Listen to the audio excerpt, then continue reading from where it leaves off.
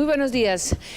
Hoy empezamos una serie de entrevistas con los candidatos a la vicepresidencia. Ya no, por supuesto, después de las elecciones del domingo, estamos con José Manuel Restrepo, hoy candidato fórmula vicepresidencial del candidato Abelardo de la Espriella. Muchas gracias, bienvenido.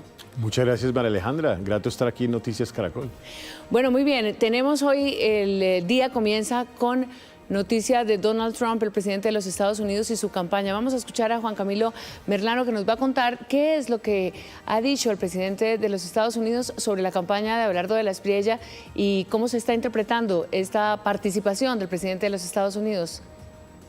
María Alejandra, pues está expresando su respaldo el presidente de los Estados Unidos a Abelardo de la Espriella. Lo hizo en una publicación de las últimas horas a través de su red social Truth, calificándolo como un líder inteligente, fuerte, duro y felicitándolo, por supuesto, por su, abro comillas, decisiva victoria en la primera vuelta. Dice el presidente Trump que Abelardo de la Espriella podrá detener la inmigración ilegal, combatir con firmeza la delincuencia y el narcotráfico, y no se refiere directamente o no menciona por lo menos a Iván Cepeda, pero sí dice que Abelardo se enfrentará a, abro comillas, un marxista de la izquierda radical en la segunda vuelta electoral el próximo 21 de junio. Le expresa su respaldo y dice que el futuro de Colombia y de su relación con los Estados Unidos depende del resultado de esta elección en la segunda vuelta. Y bueno, por supuesto hay que destacar que el candidato presidencial Abelardo de la Espriella acaba de responder a este apoyo del presidente Donald Trump. Lo hizo en un mensaje que está enviando esta mañana, un extenso mensaje. Dice: estimado presidente Donald Trump, con la frente en alto y el corazón lleno de gratitud patriótica, recibo sus palabras y su firme apoyo. Gracias, señor presidente. En usted veo un líder de verdadera fortaleza y convicción, alguien que se niega a ceder ante las tendencias ideológicas pasajeras o los enemigos de la libertad. Un extenso agradecimiento a Abelardo de la Espriella a este apoyo dado por el presidente de los Estados Unidos en las últimas horas. María Alejandra. Gracias, Juan Camilo. Bueno, comencemos por ahí. El presidente Donald Trump claramente entonces apoya a ustedes, a su campaña. Él es ciudadano estadounidense, Abelardo de la Espriella. Dice: gracias, señor presidente. Ha dicho: será mi vicepresidente el que viaje, el que vaya a enfrentar los desafíos que estén por fuera de Colombia. ¿Cómo asume usted esa tarea y qué le impone un poco este apoyo a esta campaña? Yo lo veo como muy positivo. Y lo veo como muy positivo porque abre un escenario que Colombia necesita. Tristemente, en el gobierno Petro se destruyó la relación con los Estados Unidos.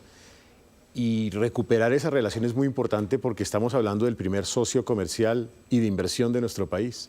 Más de 50.000 millones de dólares en comercio exterior, de 5.500 millones de dólares en inversión. 1.300.000 americanos visitan Colombia anualmente. Luego, abre una nueva oportunidad para este país para fortalecer la relación en materias de cooperación, de comercio, de inversión, y lo hace con un tono estratégico, en el sentido de que está diciendo: esta campaña de Abelardo de la Espriella es la que representa la defensa de las libertades. Es la que representa la defensa de la democracia por oposición a la otra, que no representa esos valores que históricamente han caracterizado al pueblo norteamericano.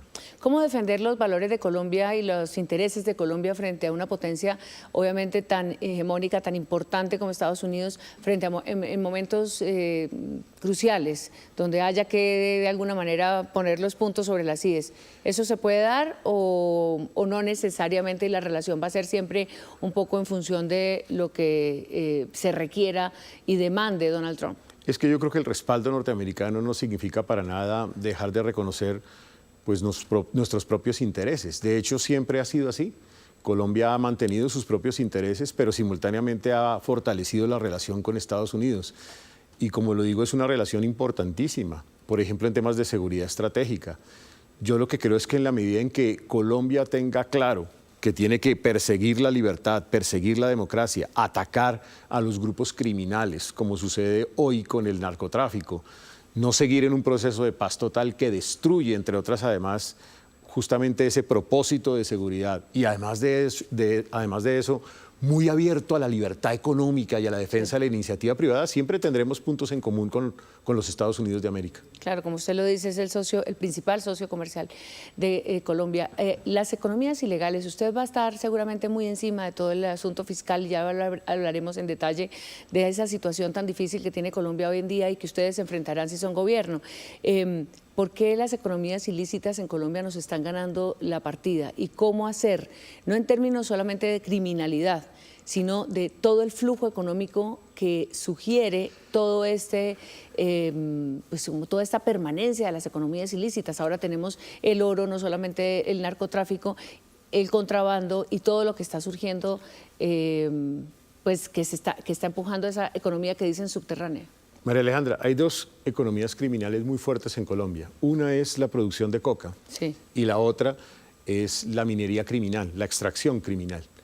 Ambas nos están ganando la partida simple y llanamente porque abandonamos cualquier acción para enfrentarlas. El gobierno Petro no ha hecho absolutamente nada para enfrentar estas criminalidades. De hecho, si usted revisa las cifras, usted encuentra que entre 2022 y 2025 el secuestro crece más de un 100%, el terrorismo más de un 60%, la extorsión más de un 50%. Y todos los instrumentos que históricamente utilizábamos para enfrentarlo desaparecieron. No hay fumigación aérea, no hay erradicación manual, ha caído en más de un 80% en estos últimos 3 años y medio. No hay persecución a los capitales de los narcotraficantes porque nos sacaron de Egmont Group por decisión del gobierno, entre otras además. No hay un proceso de extradición activa, es decir, que estemos extraditando criminales. La extinción de dominio se ha deteriorado también, es decir, no hay instrumentos para perseguir esa criminalidad. Y lo de minería, ni se diga, no existe ninguna acción. Creo que el mensaje de Abelardo ha sido el mensaje contundente que le ha llegado al pueblo colombiano en el sentido de que sí va a haber la autoridad suficiente para enfrentar esa criminalidad con todos los instrumentos disponibles. Y ahí es donde este tipo de relaciones con Estados Unidos o incluso con Israel, que se va a recuperar el 7 de agosto, se vuelven estratégicas para enfrentar los desafíos en materia de seguridad.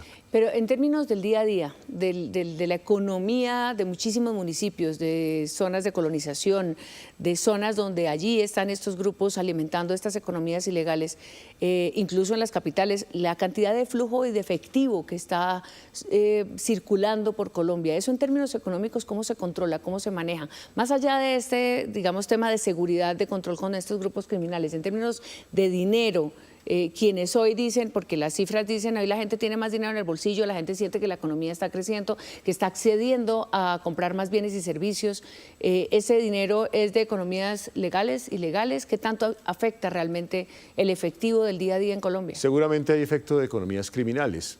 Mire usted solamente las cifras de remesas. Yo no digo que todas las remesas sean criminales, pero hay efectos seguramente de economía criminal que está entrando por la vía de las remesas. Pero la pregunta de fondo es, ¿queremos ser un país que viva de la criminalidad? ¿Nos sentimos orgullosos de ser un país en donde el narcotráfico sea nuestra fuente de crecimiento? Yo personalmente no creo que ese sea el camino. Luego, la manera de enfrentar ese desafío es buscar formas alternativas de crecimiento en agroindustria, en industria 4.0, en servicios basados en conocimiento, en energías, volver a activar la infraestructura, la vivienda, en general la minería, pero la minería legal. En la medida en que hagamos ese esfuerzo, nosotros vamos a ser una nación sostenible a largo plazo que no dependa de la criminalidad. Nada más aterrador que depender un país solamente de la criminalidad o del derroche de gasto público, que es la forma como este gobierno ha venido creciendo. Claro. Bueno, hablemos justamente de la situación fiscal. Ustedes llegan, hacen, en caso de que ganen la presidencia, llegan, hacen un inventario, ya se sabe cuál es la situación fiscal, el déficit, la deuda. ¿Cómo van a enfrentar específicamente esto en los primeros días de gobierno si ganan la presidencia? El país hoy cuesta 545 billones, voy a simplificarlo. Tiene ingresos de 300. La diferencia es 245, la está financiando con deuda. Si eso sigue en los próximos años, es insostenible el país. ¿Qué necesita hacer Colombia? Necesita hacer una disminución de gasto público significativa, la hemos propuesto. Un recorte al gasto público. Sí, entre otras además porque lo tienes que hacer sobre la base de que vas a tener que hacer una buena ley del Sistema General de Participación. Entonces, ahí existe el instrumento para hacerlo, que es entregándole las competencias a los entes territoriales, pero disminuyendo el tamaño del Estado central. 2, tienes que recoger lo que está servido sobre la mesa, 150 billones en exenciones, 100 billones en evasión y contrabando. 100 billones en corrupción.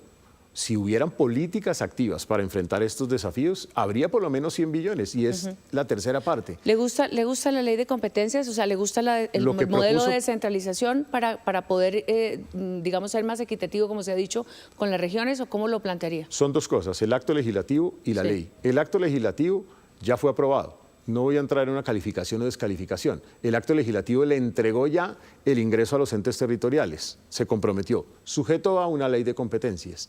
El gobierno Petro presentó una mala ley de competencias. Eso hay que retirarlo y volver a presentar una buena ley de competencias que profundice la descentralización territorial y fiscal, pero simultáneamente exija una disminución del tamaño del Estado central. Si yo logro eso, logro un equilibrio fiscal. Si no logro eso, voy a multiplicar por 2 o más el déficit fiscal. Luego es absoluta y totalmente insostenible.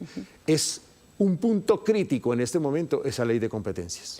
El tema de las fuerzas militares también va a requerir de apoyo fiscal y de recursos. ¿A usted le parece suficiente el recurso que hay hoy? ¿Le parece que hay que hacer un esfuerzo? ¿Cómo haría la inversión o cómo cambiaría la inversión o la priorizaría en función de darle a las fuerzas militares lo que se dice se necesita para el tema de seguridad que tanto énfasis tiene esta campaña? Nosotros tenemos que volver a fortalecer las capacidades humanas. Por ejemplo, en policía es muy importante para enfrentar extorsión, las inseguridades en los barrios de las personas. Tenemos que fortalecer capacidad presupuestal, capacidad tecnológica, capacidad de acceso a información. La salida de Egmont Group no ayuda mucho a tener capacidad de acceso a información. Capacidades de inteligencia también. Y volver a rodear y dignificar a la fuerza pública. Es que perdimos mucho en el camino. Hay que volver a trabajar en ese frente. Y yo he estimado que eso puede significar entre unos 15 y unos 20 billones. Hay que encontrar la fuente de recurso para permitir que esto sea posible. Por eso es tan importante el esfuerzo fiscal del cual estamos hablando. Doctor Restrepo, la desigualdad y la pobreza, que es un tema que está sobre la mesa, obviamente, en un país latinoamericano, pero además con los índices que tiene Colombia.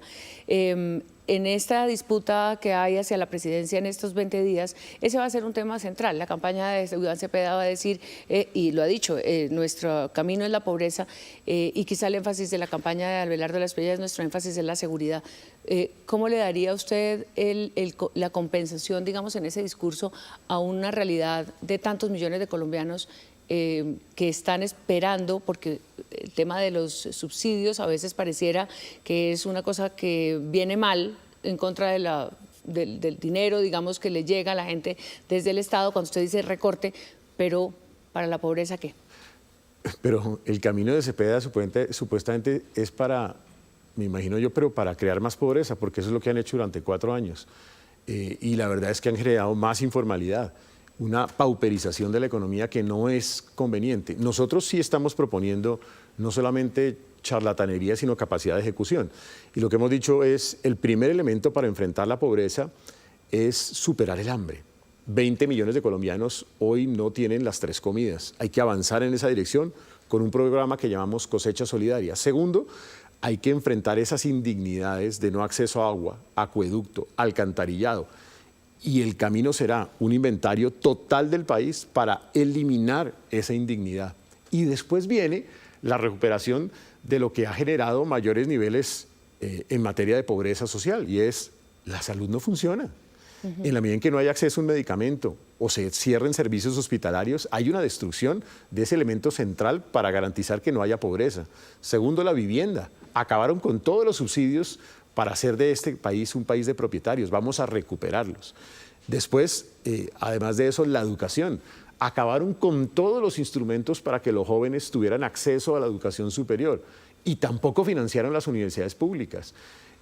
Para no hablar un poco del escenario que está viviendo hoy buena parte de los colegios del país, los colegios oficiales. Entonces hay que volver a recuperar una política activa que aborde educación, que aborde vivienda, que aborde salud y que aborde los temas de mínima dignidad, de alimentación y también de acceso a servicios básicos. Ese va a ser nuestro compromiso. En el 2020-21, cuando... Y permítame decir una cosa importante, porque también han utilizado ahora las mentiras y las fake news, que es que el gobierno de Abelardo de la Espriella va a acabar con todos los beneficios sociales. Falso. De hecho, incluso vamos a incrementar algunos, como por ejemplo el de adultos mayores. Vamos a tener algunos para las madres comunitarias, las que se dedican las madres cabeza de familia y también las madres que atienden a personas, a las madres cuidadoras, porque vamos a profesionalizar ese rol. Pero lo que también es absolutamente claro es que ha habido una cantidad de subsidios innecesarios. Por ejemplo, ese programa de Jóvenes en Paz. Ajá. Jóvenes que terminaron asesinando a Miguel Uribe Turbay. No, hombre, en este momento necesitamos es apoyar a los jóvenes talentosos, con necesidades económicas que quieren estudiar, que quieren emprender, o como lo decía antes, a las mujeres cuidadoras.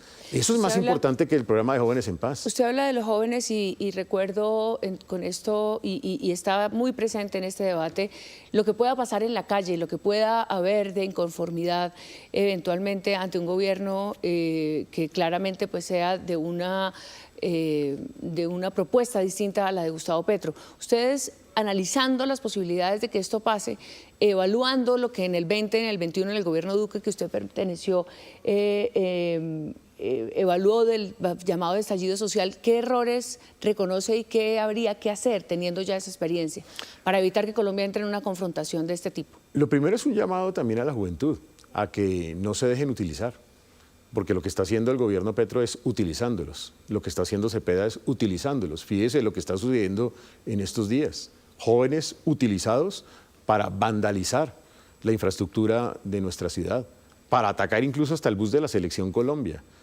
Y eso no se puede permitir. Pero más allá de eso, además de lo anterior, hay que garantizar para la juventud lo que este gobierno no fue capaz de garantizar. Es que, miren, este gobierno le acabó el sistema de salud a los jóvenes. Les va a impedir pensionarse porque la reforma pensional va en contra de la juventud. Acabó con los programas de acceso a la educación superior. Es decir, atacó también la posibilidad de que los jóvenes tuvieran acceso a una vivienda porque ya no hay subsidio BIS. Lo que hay que retomar de nuevo y concientizar a la juventud es que justamente nuestro gobierno tiene las propuestas en beneficio de ellos. Jóvenes con empleo, jóvenes emprendedores, jóvenes en donde recuperemos el deporte y la cultura. El deporte se ha caído en más de un 80% la inversión. Sí. O sea, es totalmente absurdo. Y lo que tenemos que lograr, naturalmente, es invitar a la juventud, que es consciente de esto que acabo de decir también, a que se manifieste públicamente, a que salga a las calles, pero para reclamar sus derechos y para que otra juventud no termine vandalizando y destruyendo el país. ¿Qué camino le queda a esta campaña para llegar el 21 de junio? Están ustedes arriba, por supuesto, pero van a tener que seguramente tender lazos. La gente está sintiendo que este país está totalmente fragmentado, dividido, y que aquí va a haber un gobierno para la mitad del país. ¿Cómo tender puentes? Mire, yo personalmente creo que la mejor manera de tender puentes es entender al pueblo colombiano. Lo que el pueblo colombiano no quiere y no cree es que los políticos deciden el voto de cada uno de ellos. Los políticos no deciden ningún voto de nadie. Sí. Cada cual es libre de decidir. Y tender puentes significa mostrarle al ciudadano, mostrarle a la gente las propuestas en salud, en educación, en vivienda, en cultura. Está en empezando deporte. Las propuestas, está empezando las emociones. La campaña de Abelardo de la Espriella ha sido muy confrontacional. De hecho, le quería preguntar por el tono del discurso del domingo. Es decir, vimos un candidato ganador, ¿no? Y que además de su alegría por haber ganado natural, presentó un tono muy de confrontación, ¿no? Una mano empuñada, hablando de la fuerza, que por la razón o por la fuerza. ¿A usted qué le hizo sentir ese tono? Pero también los colombianos tienen que ser conscientes de una realidad. Es que lo que sucedió el domingo no es un tema menor. Y hay que decirlo públicamente a todos los colombianos.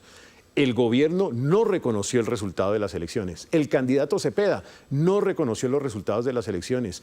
Eso nunca había pasado en Colombia. Es un ataque a la democracia, un ataque a las instituciones. Entonces uno no puede quedarse callado respecto a esa realidad, porque lo que podemos es perder el país, perder la democracia. Diciendo eso, yo creo que usted ayer vio la forma como el candidato Abelardo de la Espriella ya empieza a hacer los planteamientos de las propuestas, de las políticas.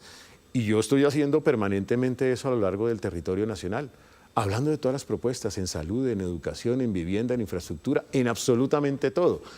Porque lo que también queda claro es que el país necesita eso. Y yo creo que en la medida en la cual volvamos a respetar la democracia, en donde Cepeda de verdad eche para atrás esa constituyente, porque la constituyente destruye la democracia. Pero es que ha sido blandengue. Un día sí, un día no, tal vez no. Un día sí reconoce las elecciones, otro día no. Eso no sirve. Aquí hay que ser contundente, sí o no. Entonces retiren la Asamblea Constituyente, la propuesta de constituyente, y Colombia queda tranquila. En el entretanto, nosotros conquistaremos al pueblo colombiano con nuestras iniciativas, alejado de los partidos políticos tradicionales. Político decente que quiera decir, hombre, voy a respaldar esa candidatura. Eso está complicado, ¿no? Hacer ese inventario de quienes lo apoyan cuando todos los partidos, por supuesto, quieren apoyarlo porque están además con la opción a un paso de la presidencia. Pero digamos, cada ciudadano es libre de tomar la decisión a quien apoya. Nosotros lo que tenemos absolutamente claro es que no vamos a negociar con nadie nada. Aquí lo único que vamos a negociar. ¿Y cómo se va a conformar el equipo? ¿Están haciendo búsqueda de personas técnicas, de gente, digamos, de la tecnocracia, de los expertos, del conocimiento? Porque nosotros, la política también se hace con políticos. Desde hace un mes estamos preparados para gobernar. Montamos un programa que llamamos el Arca de Noé. El Arca de Noé se hizo antes de que llegara la inundación. Funciona exactamente igual. Nuestra Arca de Noé tiene 3 compartimentos. El compartimento 1 son los borradores de decretos, proyectos de ley y actos legislativos que presentaremos el 7 de agosto. Ya van bastantes, cerca de 90 decretos. Segundo compartimento, el compartimento de la transformación organizacional más importante en la historia del país, que es tener todos los equipos humanos y perfiles para todas las entidades del Estado hasta el nivel tercero en la organización.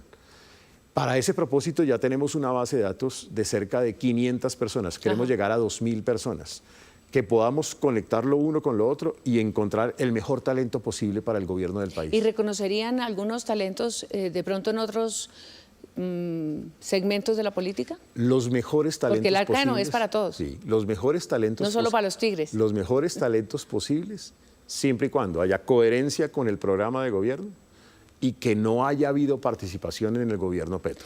¿Qué va a pasar con los laicos? Pero el tercero. El tercero. El tercer capítulo es el plan de acción de impacto en los primeros 60 días. Luego, aquí ya estamos preparados para gobernar. Yo estoy, entre otras, liderando ese proceso junto con el equipo programático. Ya el equipo programático hizo el programa, pero ya estamos montando nuestra Arca de Noé.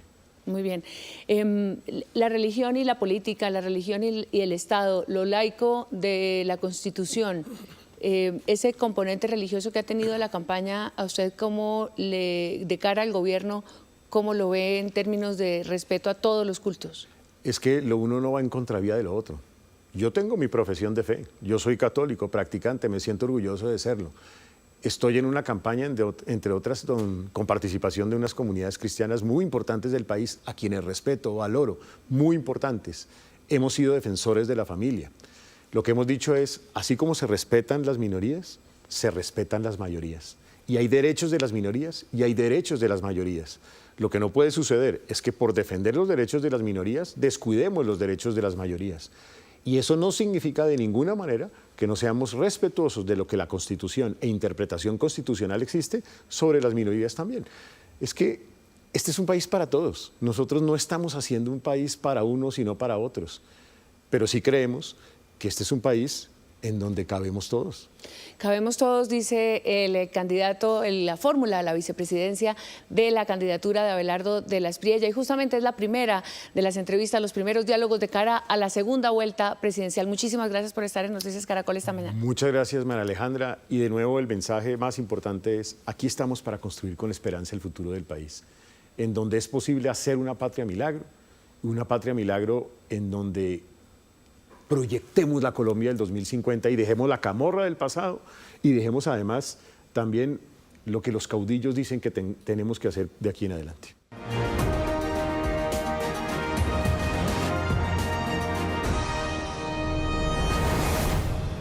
Muy buenos días.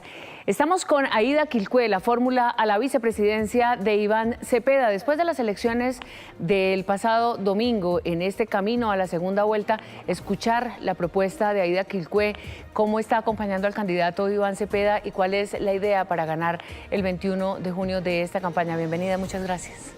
Muchas gracias a usted, Alejandra, y a toda la audiencia de Caracol Televisión. Bueno, ¿cómo están evaluando dentro de la campaña los retos que tienen para estas 3 semanas?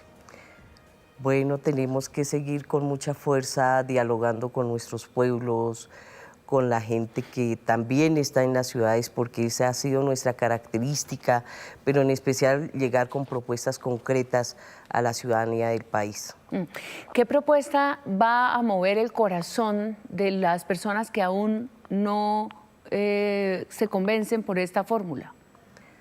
Primero, que somos el proyecto de vida de este país, de la dignidad, pero en especial también cómo empezamos a resolver ese olvido estructural de la zona rural, pero también de las zonas urbanas, especialmente de la juventud, de las mujeres, de los viejitos y las viejitas, y todos quienes históricamente hemos sido excluidos. Así es de que tenemos unas propuestas en el marco también de cómo resolver esa situación de la pobreza, el tema de la igualdad en las economías que, entre otras, existen iniciativas económicas muy importantes que viene de la gente, que no viene de otras iniciativas que también son fundamentales para el país, pero que la gente tiene muy interesantes propuestas y que son las que hay que potenciarlas.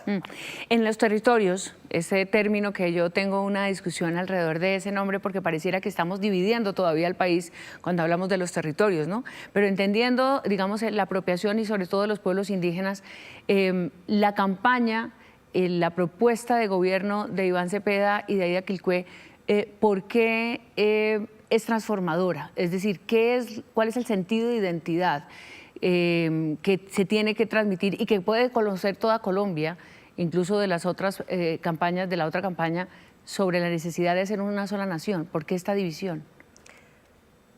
Bueno, es una política que han sembrado quienes consideran que Colombia es de unos y no de todos. Y resulta que en Colombia existen diversidades, no solamente diversidades de pueblos, sino diversidades de pensamiento o ideológicos, diversidades también de construcción de otra Colombia distinta desde los territorios, y cuando hablo del territorio no es solamente esa zona rural, nosotros concebimos el territorio también desde las ciudades, porque existe unas mujeres, una clase media que está en las ciudades y que necesita que también resolvamos muchas de las situaciones de ellos. Por ejemplo, el tema del reconocimiento de las mujeres, cabeza de familia, jóvenes que siguen buscando oportunidades, jóvenes que deben seguir teniendo acceso a la educación con garantías, y que es lo que hemos trabajado en el Congreso de la República a través de este primer gobierno, pero también de aquella población que son vendedores ambulantes, por ejemplo.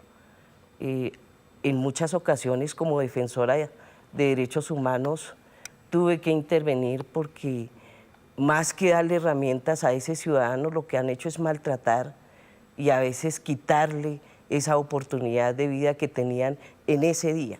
Entonces tenemos que mirar a esa gente que aún sigue siendo excluida y buscar mecanismos que resuelvan esa situación.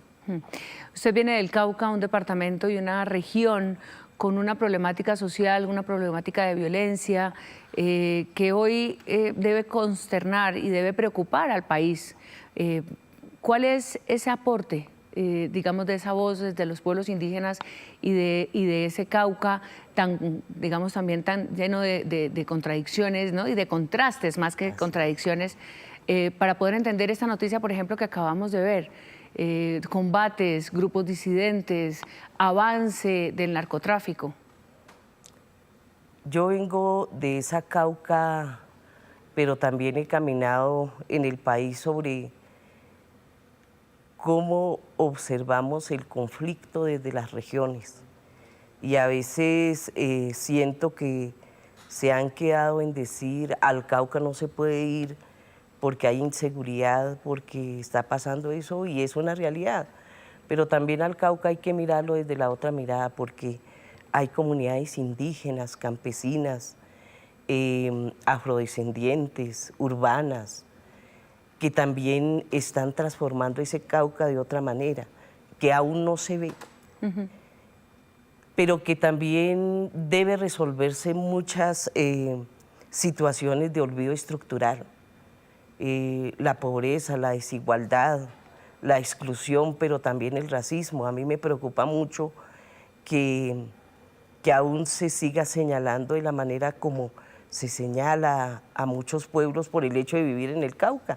Pero yo creo que es esa población que ha hecho propuestas de cara al país, y una paz o no se desescala una violencia pensando desde las oficinas de Bogotá, o que los vamos simplemente a combatir con la fuerza, sino que hay que dialogar con la gente, hay que conocer la realidad, hay que ir allá, como han dicho algunos, a esa Colombia profunda, y yo digo a las raíces de la madre tierra, de la realidad de nuestros pueblos, como es el Chocó, como es el norte de Colombia, en La Guajira, y no quedarnos acá en una opinión obsoleta, sino que recojamos esa realidad y que sea esa iniciativa de la gente que recoja un gobierno para resolver esos problemas estructurales que tiene hoy, por ejemplo, el departamento del Cauca.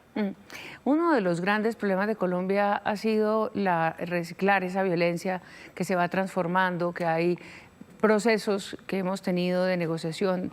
Y una de las grandes críticas a la campaña de Iván Cepeda ha sido, o bueno, más que a la campaña de Iván Cepeda, un poco a la propuesta del presidente Petro sobre la paz total. ¿Usted cómo concibe el desarrollo, el siguiente paso, digamos, en esa concepción que hoy es un tema de preocupación nacional?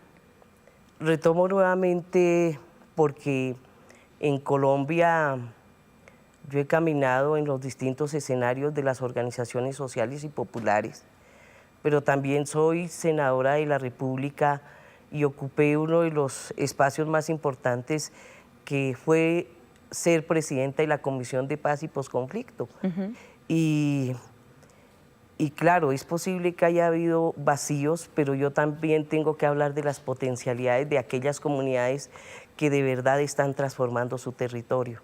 Y retomo nuevamente, tenemos que construir esto desde las comunidades, porque si seguimos pensando que la paz se construye desde Bogotá o desde otros escenarios, difícilmente vamos a avanzar en esa propuesta desde los territorios, porque la paz no es solamente el silenciamiento de los fusiles, también es las transformaciones, es el diálogo, es entender al otro, comprender al otro, es llegar con iniciativas que realmente sientan tranquilidad a nuestros ciudadanos y ciudadanas. Así es de que yo estoy lista para avanzar en esas iniciativas que no solamente han sido una experiencia, sino una realidad del país.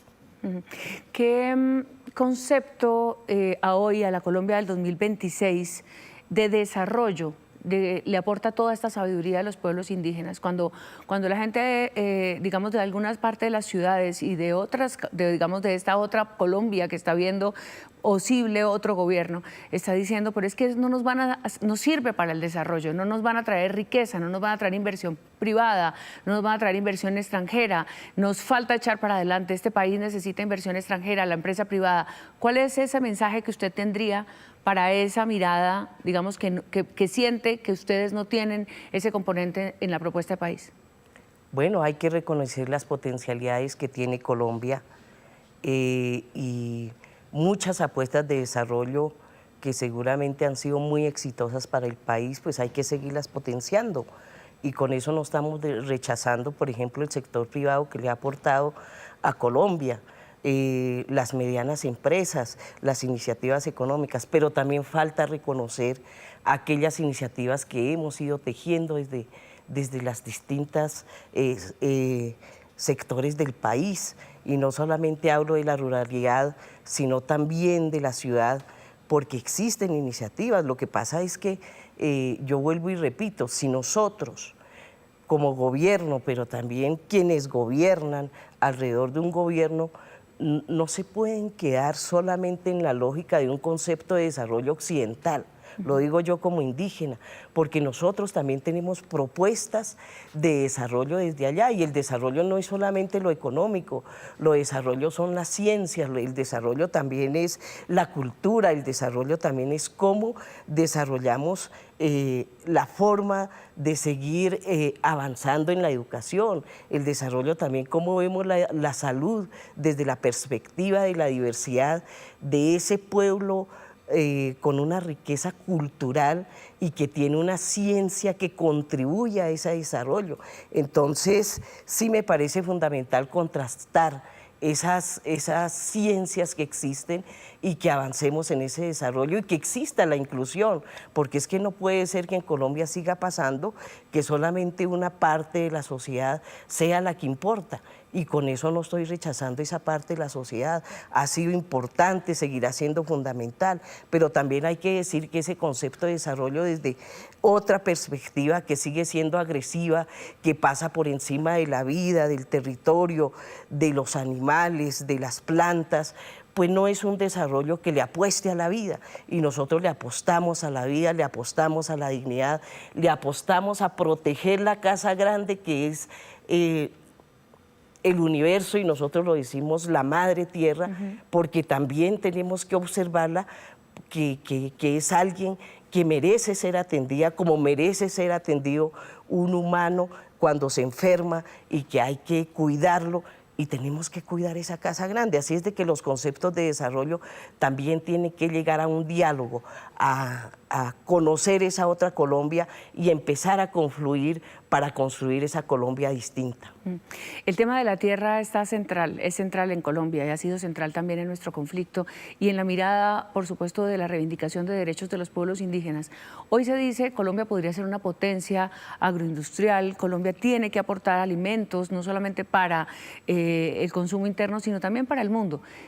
Esa tensión de la tierra, ¿usted cómo la describe? ¿Usted cree que existe en esos territorios donde todavía hay una puja, digamos, de propiedad de la tierra, de tenencia de la tierra? ¿Cómo avanzar? Este gobierno dice que es uno de sus avances y de las cosas que tiene por mostrar para adelante. Si ustedes son gobierno, en un segundo gobierno progresista, ¿cómo avanza en el tema de la tierra y cómo lo coincide, digamos, para digamos, liberar un poco todas esas tensiones que existen? Bueno, yo creo que esto también hace parte de unos procesos históricos que hemos venido liderando, pero más allá de eso yo sí considero que las iniciativas, sobre todo el trabajo de la tierra, lo hace el indígena, lo hace el campesinado, lo hacen quienes viven en las zonas rurales.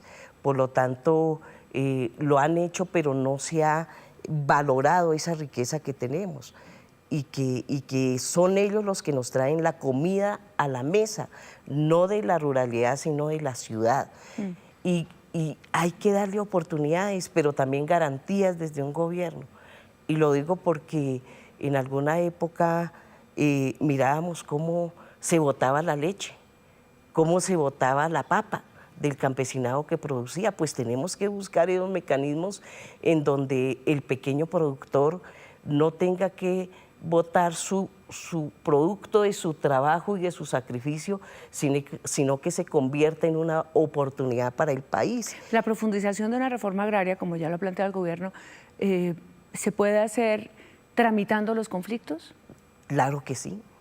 Tiene que ser parte de esa agenda del diálogo, y lo han propuesto las mismas comunidades y lo estamos acompañando. Así es de que está lo étnico, está también la otra parte de la sociedad, y nos parece fundamental que ese diálogo tiene que avanzar para seguir unificando de manera diversa los conceptos que contribuyan a avanzar en este gran desarrollo por el país. Senadora, en esta tensión política y de camino a la segunda vuelta, ayer empezamos a ver algunas presencias en las universidades, algunas manifestaciones, y se dice, ya viene la minga. A veces se menciona como si la minga fuera, digamos, el escenario que prende la mecha de la conflictividad social. ¿Qué es la minga? Y usted viene de una minga, es decir, ¿qué significa para el país y qué falta por comprender seguramente cuando se hacen estas afirmaciones que yo estoy citando? Bueno, la minga es una vivencia cultural de los pueblos Por ejemplo, en una comunidad indígena, cuando nos dicen mañana vamos a hacer minga para la educación, entonces se reúne toda la gente a pensar cómo se refuerza ese proceso de educación en una comunidad. Pero también se hace una minga para ir a arreglar la carretera, porque en ocasiones el Estado en muchos años no ha llegado a esas comunidades, entonces se reúnen para arreglar las carreteras, para construir una casa, pero también se hace una minga para conversar, para pensar qué es que vamos a hacer en la comunidad para salir adelante. Y la minga también es para caminar juntos en medio de la diversidad, y esa es una de las expresiones que seguramente hoy se ha ido encaminando en el país, porque ya no es una minga solo de esa vivencia cultural de los pueblos indígenas, sino que es una minga diversa en donde ya llegan otras expresiones culturales que contribuyen a ese caminar diferente del país. Dice la campaña de Abelardo de la Espriella, el petrismo, los petristas son apátridas y son enemigos. ¿Usted reconoce enemigos a esa campaña? ¿Cree que son enemigos, son adversarios? ¿Usted cómo los califica? Porque el país, independientemente de la fórmula que gane, va a ser uno solo y vamos a tener un gran problema si los lenguajes y las descalificaciones están sobre la mesa.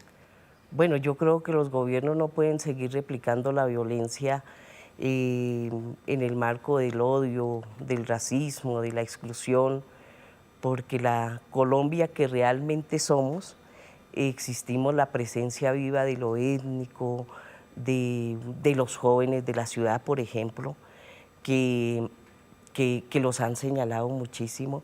Así es de que yo diría que nosotros no somos ese proyecto político de los enemigos, ni de la violencia, ni de la exclusión, porque estamos cansados de esa violencia, estamos cansados de esa exclusión, estamos cansados de ese racismo.